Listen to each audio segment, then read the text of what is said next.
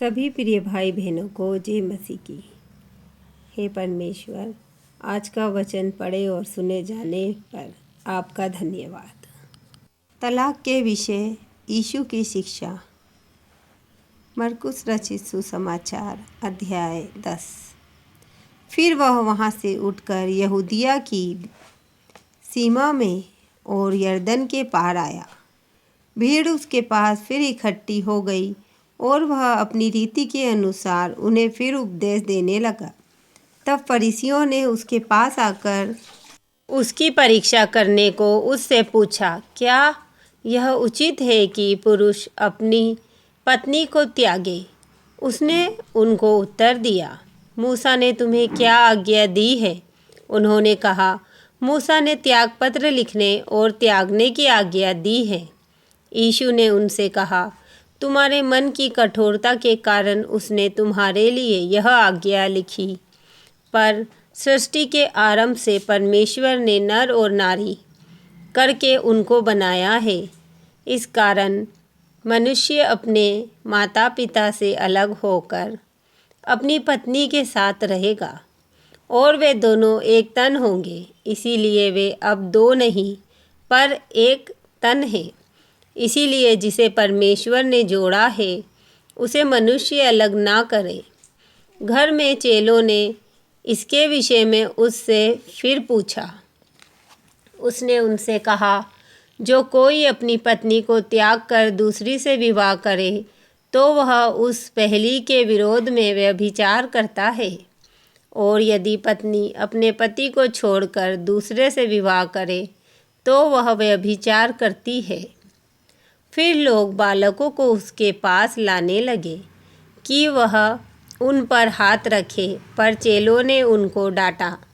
यीशु ने यह देख क्रुद्ध होकर उनसे कहा, बालकों को मेरे पास आने दो और उन्हें मना ना करो, क्योंकि परमेश्वर का राज्य ऐसो ही का है।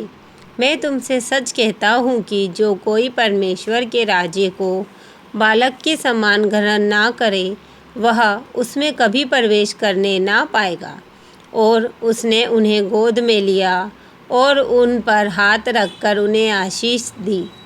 जब वह वहाँ से निकलकर मार्ग में जा रहा था तो एक मनुष्य उसके पास दौड़ता हुआ आया और उसके आगे घुटने टेक कर उससे पूछा, हे उत्तम गुरु, अनंत जीवन का अधिकारी होने के लिए मैं क्या करूं? यीशु ने उससे कहा, तू मुझे उत्तम क्यों कहता है? कोई उत्तम नहीं, केवल एक, अर्थात परमेश्वर। तू आज्ञाओं को तो जानता है, हत्या न करना, व्यभिचार न करना, चोरी न करना, झूठी गवाही न देना, छल न करना, अपने पिता और अपनी माता का आदर करना। उसने उससे कहा, हे गुरु, इन सब को मैं लड़कपन से मानता आया हूँ। यीशु ने उस पर दृष्टि करके उससे प्रेम किया और उससे कहा, तुम में एक बात की घटी है। जा, जो कुछ तेरा है उसे बेचकर कंगालों को दे और तुझे स्वर्ग में धन मिलेगा, और आकर मेरे पीछे हो ले। इस बात से उसके चेहरे पर उदासी छा गई और वह शोक करता हुआ चला गया, क्योंकि वह बहुत धनी था। यीशु ने चारों ओर देखकर अपने चेलों से कहा, धनवानों का परमेश्वर के राज्य में प्रवेश करना कैसा कठिन है। चेले उसकी बातों से अचंभित हुए। इस पर यीशु ने फिर उनसे कहा, हे बालकों, जो धन पर भरोसा रखते हैं उनके लिए परमेश्वर के राज्य में प्रवेश करना कैसा कठिन है। परमेश्वर के राज्य में धनवान के प्रवेश करने से ऊँट का सुई के नाके में से निकल जाना सहज है। वे बहुत ही चकित होकर आपस में कहने लगे, तो फिर किसका उद्धार हो सकता है? यीशु ने उनकी ओर देखकर कहा, मनुष्य से तो यह नहीं हो सकता, परंतु परमेश्वर से हो सकता है, क्योंकि परमेश्वर से सब कुछ हो सकता है। पतरस उससे कहने लगा, देख, हम तो सब कुछ छोड़कर तेरे पीछे हो लिए हैं।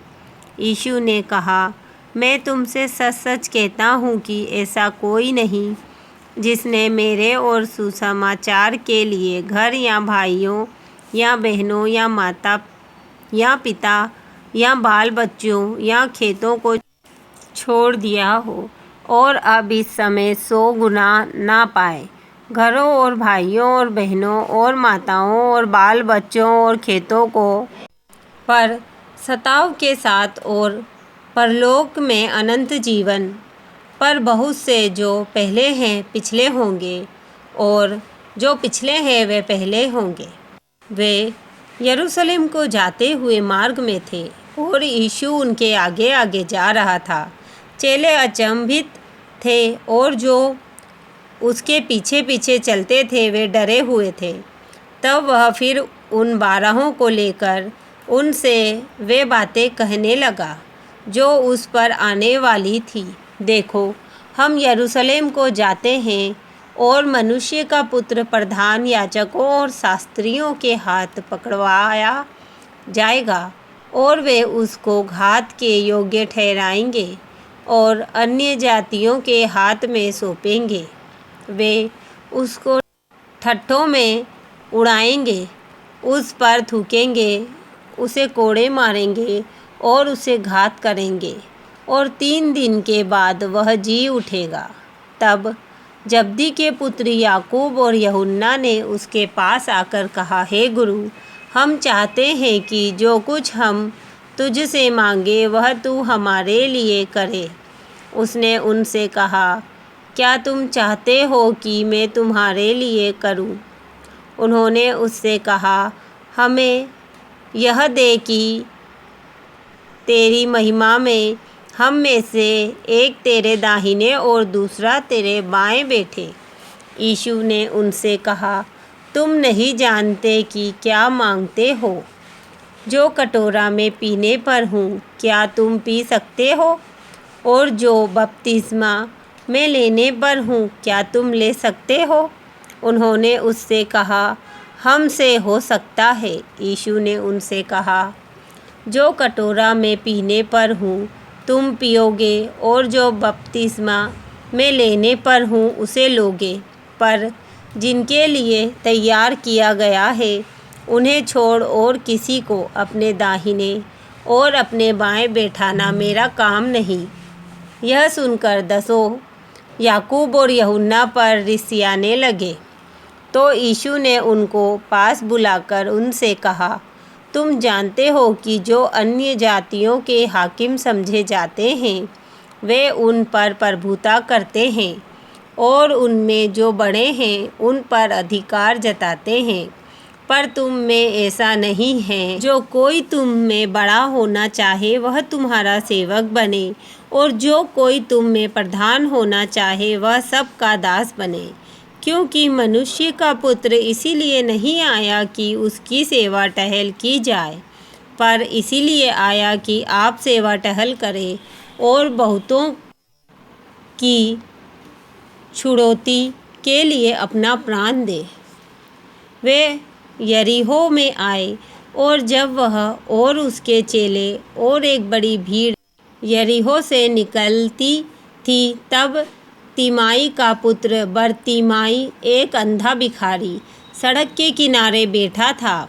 वह यह सुनकर कि यीशु नासरी है, पुकार पुकार कर कहने लगा, हे दाऊद की संतान, यीशु मुझ पर दया कर। बहुतों ने उसे डांटा कि चुप रह, पर वह और भी पुकारने लगा, हे दाऊद की संतान, मुझ पर दया कर। तब यीशु ने ठहर कर कहा, उसे बुलाओ। और लोगों ने उस अंधे को बुलाकर उससे कहा, ढाढ़स बांध, उठ, वह तुझे बुलाता है। वह अपना कपड़ा फेंक कर शीघ्र उठा और यीशु के पास आया। इस पर यीशु ने उससे कहा, तू क्या चाहता है कि मैं तेरे लिए करूं? अंधे ने उससे कहा, हे रबी, यह कि मैं देखने लगूं। यीशु ने उससे कहा, चला जा, तेरे विश्वास ने तुझे चंगा कर दिया है। वह तुरंत देखने लगा और मार्ग में उसके पीछे हो लिया। आमीन।